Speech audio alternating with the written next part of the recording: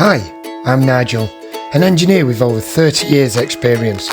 Join me on my adventures as I build new, repair old and restore beauty. This is Bleeding Rust.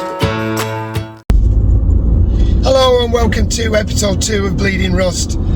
If you remember in episode 1, I mentioned that we had to fix the top swivel for Sailing Melody's yacht, and that's what you're going to see in this episode. However, when I came to edit that video last night, realised that it was a bit too long for one video, and there were too many good bits in it to cut out and make it shorter. So what I've decided to do, it's going to be in 2 parts. So in this episode, part 1 of the top swivel fix, you will see me finish marking out. I've got to make a template for the wood router because I use the wood router as a handheld milling machine with a carbide bit to mill out the excess material and create the tab.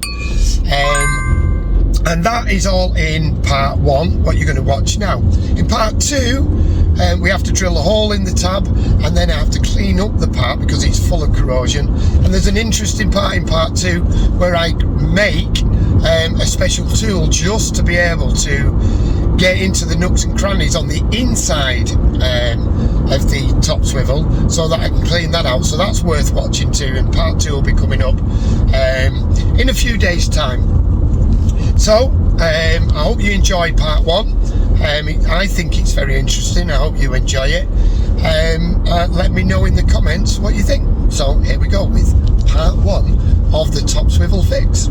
The bottom of this top swivel, as you can see, should be like that with the tab and a hole for a shackle to go on with the rope, but the other end is broken. So I've marked out that, and I need to remove this material now, and I'm going to do that using a wood router and a tungsten carbide bit. Now this is the type of bit that you use on a template where top part, some of them come with a little bearing on. This doesn't, but it works exactly the same, where it'll run along an edge, and then whatever your edge you follow, it will route that into the piece underneath. So how am I going to do that? Well, what I'm going to do is I need that shape. So this shape here, I need that shape in order for a template for the router bit to follow to cut the exact shape, and then I'll set the depth of the router bit to be the exact depth of what I need. And that depth is, as you can see, I've blued it so that I can see where I'm working, and you see the line there. So the depth of this router bit needs to be the same as the depth of where I'm going to be cutting, so that it matches this flanged area here on the other side. I don't know if that shows up on the camera, that flanged area there. So I want to continue that. As you can see, I've marked it around, so that's the depth there. So I need a template so that I can make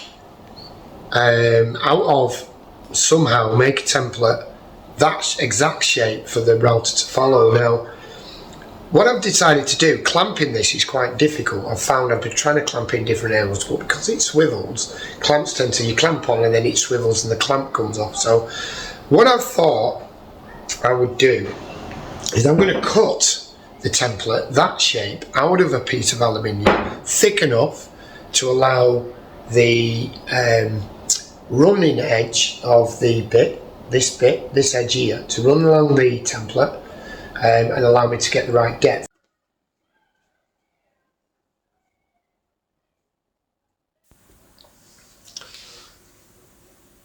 Now what I'm doing here is I'm using a piece of flat cardboard. It's important to use flat cardboard, not corrugated, for this to work. And holding that cardboard on the piece, I'm gently using a ball peen hammer to tap the edges of the piece, which essentially transfers the shape of that onto the cardboard underneath. If I was to carry on tapping, or tapping a little bit harder, it would actually cut through the cardboard and cut the piece out. But in this case I want to be slightly more accurate, so I'm going to transfer that shape onto the cardboard and then use the scissors to cut that shape out. Now this is a really good technique for making gaskets. So if you have gasket paper on a flange, for example, you can gently use a ball peen hammer to cut out or mark your gasket, so rather than trying to draw it. It's more accurate than drawing because you're getting the exact shape and you're using the piece as almost as a punch to cut out the piece. So here I am using the scissors just to cut that, which is essentially a negative of the shape that I want, and just trim that up with the scissors, and then I will transfer that onto the piece of aluminium that I'm going to use simply with a pencil, so that I've got lines to follow. Okay, so I have made a little template of the shape of the good side. I've transferred that onto a piece of aluminium, which you can see there, and that is going to be my template. Well, for anyone who's worked with aluminium, you'll know, as much as I love working with aluminium, I especially love welding it, it's horrible to work with because it's such a soft metal. Your cutting discs on your grinder get clogged up, saw blades get clogged up. The best way to cut aluminium is with a plasma cutter. This is my plasma cutter here. This is the little hip box.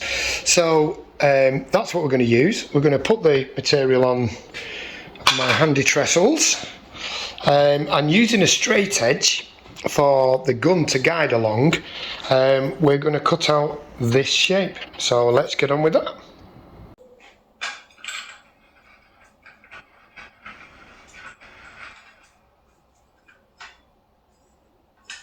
So the way you set your shape, set the straight edge for guiding your plasma cutter, is you measure the end of the tip.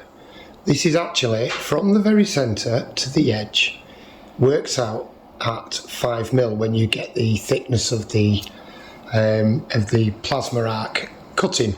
So that 5mm is what you need to set. So wherever the lines are on the piece that you're cutting, you measure your straight edge to be 5mm further out than that, so that when you cut, you're actually cutting on the line rather than inside of it, because of that 5mm gap.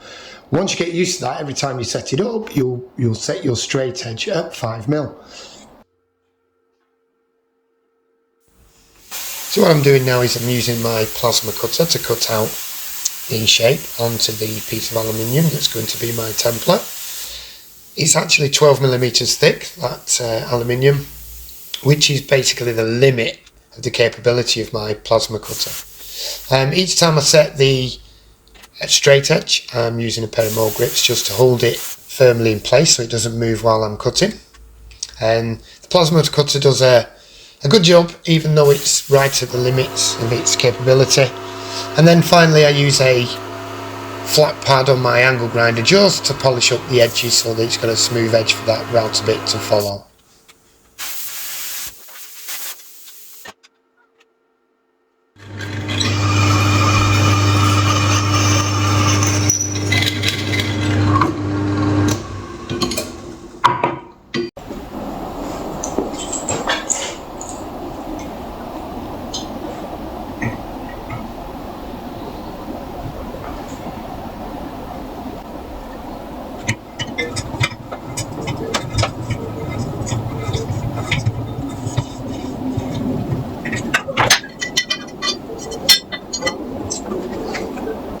So this is what I've come up with to hold the template onto the piece.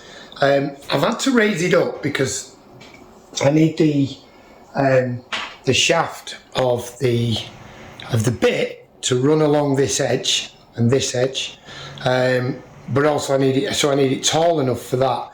I was going to tack it on. I've ended up not doing, because I put a piece of threaded bar through. I drilled and tapped the actual template. I've put a spacer in between that also has a hole in, and then a washer on the bottom, if you can see that, and a nut and bolt all the way through. That's held this tight onto here now. All I need to do now is secure this in the vise, and in theory, with my router, start routing that shape out. Now, I left these on the edge. You wonder why I've cut it out the way I have. Is to give the bed of the router something flat to sit against wherever I am on the angle that I'm cutting.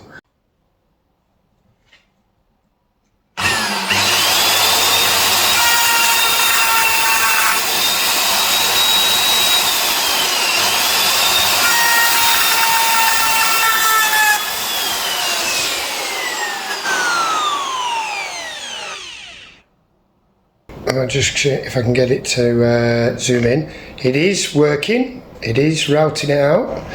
It's going to take some time by the looks of it. So let me get one side done and we'll come back. So has it worked? Well, yeah. I think it's in the circumstances, yeah, I think it's done really well. But remember that I've not got a milling machine or a CNC, so I've done this purely by making a template and using a wood router with a tungsten bit in it. And that's the result. So we've got the shape. Remember, that's what it should look like. And that's what we've got. And I think that's pretty damn close.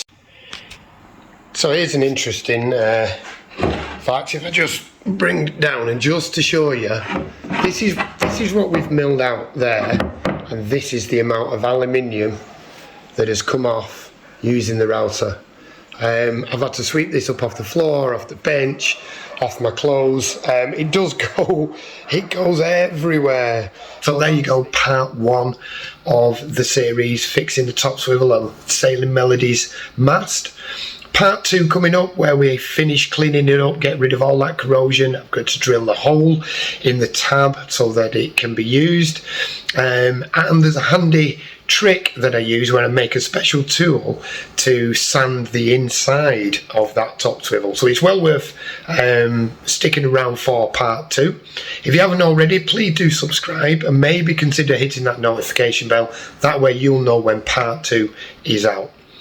Thank you for joining me. Hope you enjoyed the video, and I look forward to seeing you again when I'm back in the workshop.